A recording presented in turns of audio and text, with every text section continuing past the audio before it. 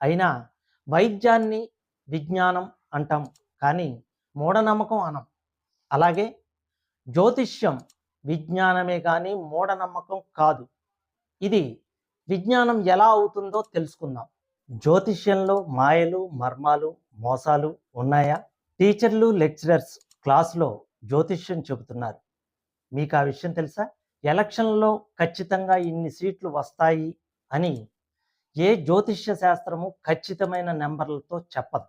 ఈ విషయాన్ని గమనించారా? అలాగైతే సైన్స్ కూడా మూఢనమ్మకమే, వైద్యులు చేసే వైద్యం కూడా మూఢనమ్మకమే అని ఎప్పుడైనా ఆలోచించారా? నక్షత్రాలు, గ్రహాలు వీటి ప్రకారం ఎప్పుడు, ఏ కాలంలో ఎవరు ఏం చేయాలి అనే విషయాలు మీరు ఎగ్జామ్ పాస్ అయ్యారు అంటే మీ తెలివితేటలతో కాదు, మూఢనమ్మకంతో. ఇదే లెక్చరర్ చేస్తే జ్ఞానము, ఇదే డాక్టర్ చేస్తే విజ్ఞానము, ఇది జ్యోతిష్యుడు చేస్తే అజ్ఞానము. మూఢనమ్మకమా? మనం చేసే ప్రతి పనిలోనూ సైన్స్ అనబడే జ్యోతిష్యం ఉంది. ఆ విషయం మీకు తెలుసా? ఇప్పుడు నేను చెప్పబోయే విషయాలు మీకు నిజమేగా అని అనిపిస్తే తప్పకుండా కామెంట్ సెక్షన్లో కామెంట్ చేయండి. జ్యోతిష్య శాస్త్రం ఒక అపురూపమైన విజ్ఞానం. ఇది నమ్మకం కాదు, మూఢనమ్మకం కాదు. విజ్ఞానం ఎలా అయ్యిందో తెలుసుకోండి. శ్రీమాత్రే నమః. జ్యోతిష్య శాస్త్రం ఒట్టి బూటకమని, అది మనుషులను మోసం చేసే ప్రక్రియ అని, ఇది శాస్త్రం కాదని, కేవలం ఒక మూఢనమ్మకమని ఎందరో విమర్శకులు చెబుతున్నా ప్రపంచవ్యాప్తంగా జ్యోతిష్య శాస్త్రం ప్రాముఖ్యత తగ్గటం లేదు. చాలామంది జ్యోతిష్యాన్ని చాలా చులకన భావంతో హేళన చేస్తున్నారు. మన ప్రాచీన భారతీయులు కూడా సూర్యకాంతి ఆధారం చేసుకుని కాలగణన చేసి గ్రహగతులను నిర్ణయించారు. అలాగే శుభ అశుభ కాలాలను, ప్రకృతి వైపరీత్యాలను గ్రహగతులతో అనుసంధానం చేసి మానవ జీవితాలపై అన్ని గ్రహాల ప్రభావాలను కనుగొన్నారు. వేద కర్మలు నిర్వహించడానికి కాలం చాలా ముఖ్యమైనది.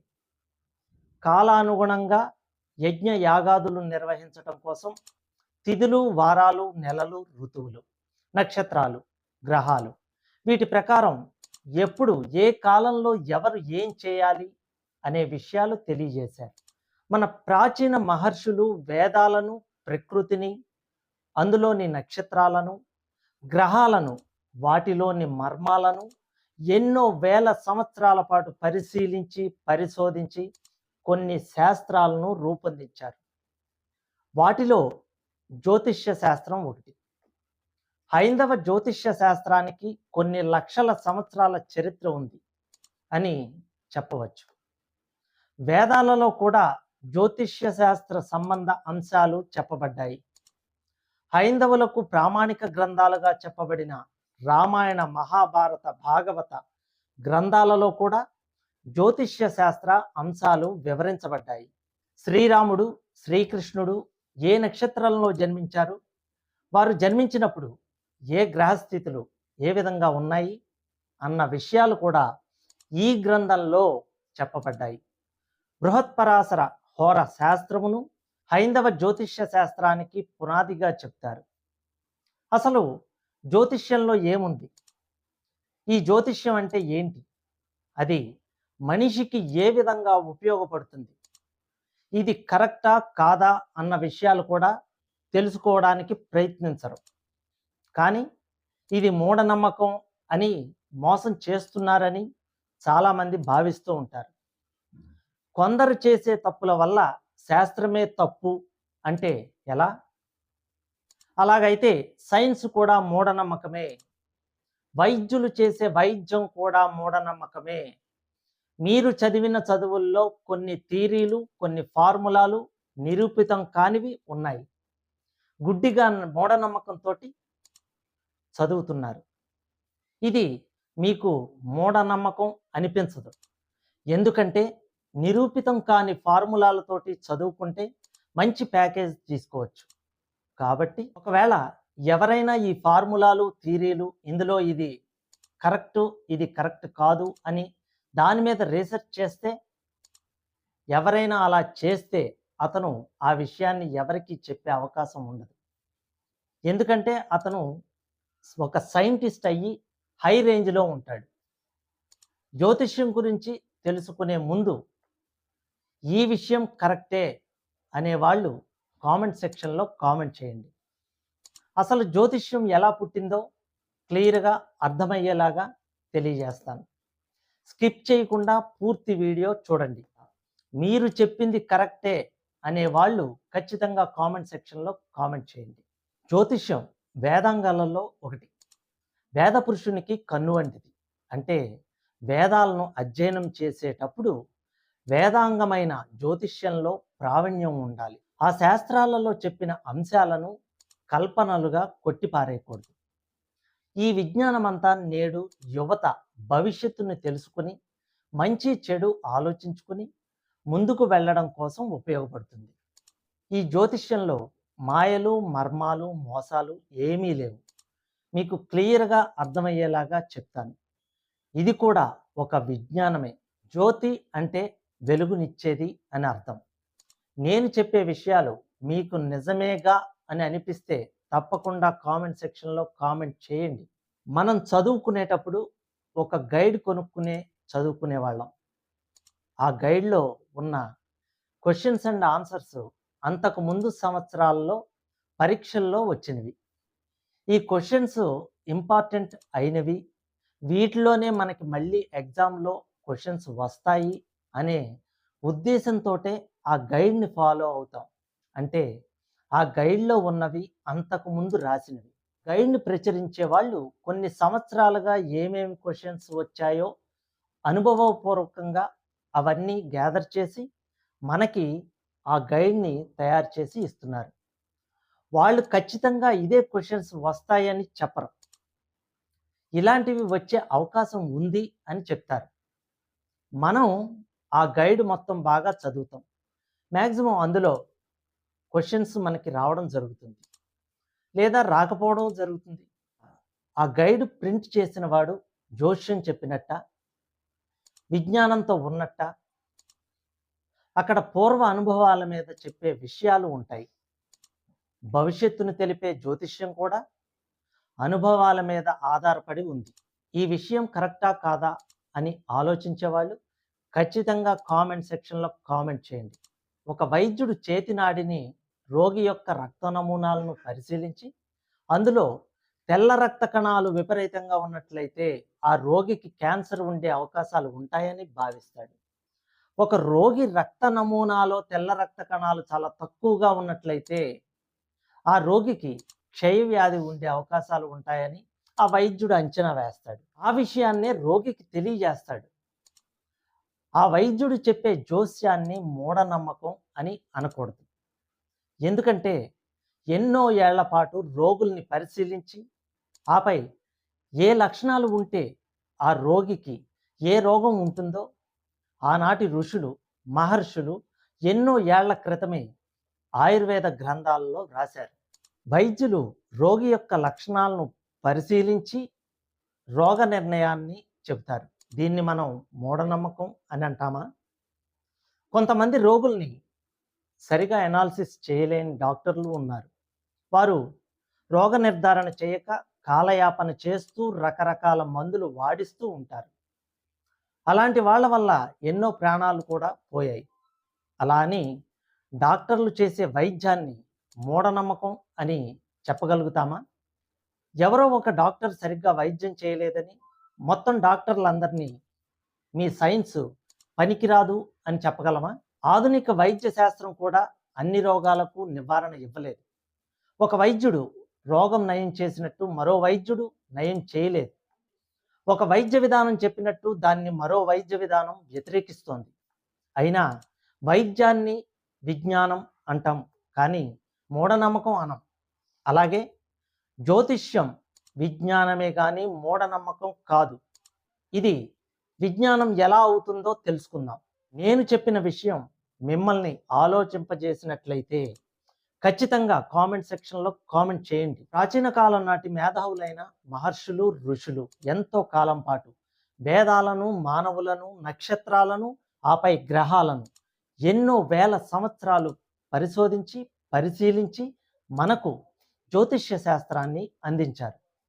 ఒక పిల్లవాడు పుట్టిన దగ్గర నుండి పెద్దయ్యే వరకు ఏ నక్షత్రంలో పుట్టాడు, ఏ తిథిలో పుట్టాడు, ఏ గ్రహం ఎక్కడ ఉంటే వీరి జీవితం ఎలాంటి మార్పులు వచ్చాయి, ఏ గ్రహం వల్ల ఇతను జ్ఞానవంతుడవుతున్నాడు, ఏ గ్రహం వల్ల ఇతడు అజ్ఞానవంతుడవుతున్నాడు, ఏ గ్రహం వల్ల రోగగ్రస్తుడవుతున్నాడు గమనించేవారు. తాము చేసిన పరిశోధనల్లో తేలిన అంశాలపై ఆధారపడి రూపొందించిన శాస్త్రాలను, ఆ శాస్త్రం చెప్పే అంశాలను మూఢనమ్మకం అని ఎలా అంటాం? ఆ రోజుల్లో వాళ్ళు కూడా వీటి మీద అధ్యయనం చేశారు. ఇదే లెక్చరర్ చేస్తే జ్ఞానము, ఇదే డాక్టర్ చేస్తే విజ్ఞానము, ఇది జ్యోతిష్యుడు చేస్తే అజ్ఞానము, మూఢనమ్మకమా? జ్యోతిష్య శాస్త్ర పండితులు వారి దగ్గరకు వచ్చిన వారికి పూర్వ అనుభవాలను దృష్టిలో పెట్టుకొని అవతల వ్యక్తికి ఒక గైడ్ లాగా ఇది మంచిది, ఇది మంచిది కాదు అని మంచి మార్గంలో నడిపించడానికి చూస్తారు. మీరు ఒక గైడ్ని నమ్ముకుని ఎగ్జామ్ రాసి పాస్ అవుతున్నారు అంటే ఈ గైడ్ ఫాలో అయ్యి చదివే వాళ్ళందరూ మూఢనమ్మకంతో ముందుకు వెడుతున్నట్టే కదా. జ్యోతిష్య శాస్త్రం అనే గైడ్ కూడా ఒక అవగాహన కోసం, అంటే ఇలాగే ఖచ్చితంగా జరుగుతుందని అక్కడ ప్రామాణికం లేదు, ఇలా జరగడానికి అవకాశాలు ఉన్నాయి, పూర్వ అనుభవాల్లో ఇలా కొన్ని జరిగిన సందర్భాలు ఉన్నాయి, కాబట్టి జాగ్రత్తగా ఉండు అని జ్యోతిష్యం చెప్తుంది. ఈ రోజుల్లో కొన్ని ఛానల్స్ వారు రేటింగ్ కోసం కొంతమంది జ్యోతిష్య పండితుల చేత ఎలక్షన్ గురించి ఎన్ని సీట్లు వచ్చాయో చెప్పిస్తున్నారు. జ్యోతిష్కుల పేరు రావాలనే ఉద్దేశంతో ఛానల్స్లో కూర్చొని ఆ వ్యక్తికి రాజయోగం ఉందా, గ్రహస్థితులు ఎలా ఉన్నాయి అనే విషయాల వరకు చెప్పడం బాగానే ఉంది. అంతే తప్ప ఎన్ని సీట్లు వస్తాయి, కరెక్ట్గా 170 సీట్లు వస్తాయా, ఒకరికి 90 వస్తాయా, ఇటువంటివి జ్యోతిష్యం చెప్పదు. నోటికేదొస్తే అది చెప్పడం వలన మళ్ళీ అదే ఛానల్ వాళ్ళు ఇన్ని సీట్లు వస్తాయన్నారు, రాలేదు, మీరు చెప్పింది తప్పే కదా అని అడుగుతున్నారు. జ్యోతిష్యం కరెక్ట్ కాదు అంటున్నారు. మళ్ళీ నాస్తికులను కూర్చోబెట్టి రచ్చ రచ్చ చేస్తున్నారు. ఈ శాస్త్రం మీద, ఈ విజ్ఞానం మీద జనాలు నమ్మకాలు కోల్పోతున్నారు. ఇదే అవకాశంగా తీసుకుని ఎవరికి వచ్చిన విధంగా వాళ్ళు మాట్లాడుతున్నారు. నేను చెప్పే విషయాలు కరెక్టే అని అనిపిస్తే ఖచ్చితంగా కామెంట్ సెక్షన్లో కామెంట్ చేయండి. సర్వేజన సుఖినో భవంతు. జ్యోతిష్య శాస్త్రం మనిషికి ఎన్నో విధాలుగా ఉపయోగపడుతుంది. ప్రతి మనిషి ఏదో ఒక రాశిలో జన్మించక తప్పదు. అతడు జన్మించిన రాశిని బట్టి అతని శారీరక, మానసిక లక్షణాలు నిర్ణయం అవుతాయి. మానవుల భవిష్యత్తును తెలుసుకోవటం కోసం, వారి వ్యక్తిత్వాన్ని అంచనా వేయటం కోసం ప్రపంచవ్యాప్తంగా ఎన్నో రకాల జ్యోతిష్య విధానాలు వాడుకలో ఉన్నాయి. అసలు పుట్టిన తేదీ అంటే సాక్షాత్తు పరమేశ్వరుడు మనల్ని భూమి మీదకి పంపిన శుభదినం. ఆ బ్రహ్మదేవుడు మన నుదుట రాసిన బ్రహ్మరాత మరెక్కడో లేదు, ఖచ్చితంగా మన పుట్టిన తేదీలోనే ఉంది. మనకు కలిగే శుభ అశుభయోగాలు, అదృష్ట దురదృష్టాలు అన్నీ మన పుట్టిన తేదీలోనే నిక్షిప్తమై ఉన్నాయి. ఆకాశంలో తిరగాడే నవగ్రహాలు, 12 రాసులు, 27 నక్షత్రాలతో నిండి ఉన్న మన పుట్టిన తేదీ మనకు చెప్పే ఆశ్చర్యకరమైన, అద్భుతమైన జీవిత రహస్యాలు ఎన్నో ఉన్నాయి. ప్రతి సంవత్సరం సూర్యచంద్ర గ్రహణములు ఏర్పడతాయి. ఈ గ్రహణాలు ప్రపంచంలోని దేశాల మీద, మానవుల మీద అనేక రకాల ప్రభావాలను చూపిస్తాయి. అయితే హేతువాదులు దీన్ని అంగీకరించరు అన్నది వేరే విషయం. హేతువాదులు కేవలం సైన్స్ను మాత్రమే నమ్ముతారు.